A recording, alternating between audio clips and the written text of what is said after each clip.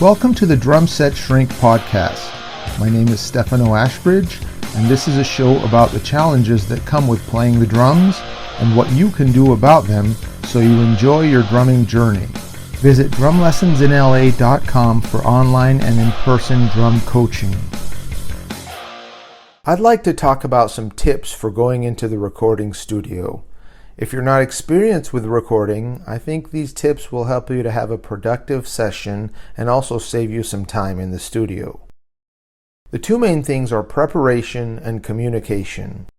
I think it's helpful for everyone involved to be clear on exactly what you're hoping to accomplish when you go to record.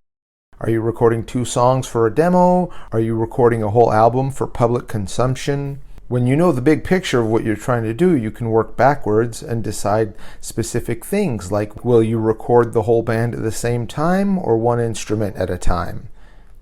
If it's one instrument at a time, will you be recording the drums with the other musicians playing with you, or will you be recording to a scratch track, or will you be recording with just a click? The reason to get this straight is because things always take longer than you would expect, and you want to budget the time for doing specific things. Even coordinating times to load in, setting up the drums, miking the drums, getting levels, getting sounds, and recording. Also, what gear are you expected to bring? And what condition is the gear in? I know drummers that have really old drums with old drum heads on it, and it sounds great, and they've never changed the head. But in general, microphones can pick that stuff up, so I would recommend putting new heads and tuning them up before you enter the studio. Some studios have drums and percussion there already, so you'd want to consider if you're comfortable using that. If you're not so good at tuning, you may consider hiring a drum tech to tune the drums for you. I'll include a link in the show notes to an article about getting your drums ready for the recording studio. As far as preparation, practice the songs that you're going to go in to record if you know them ahead of time.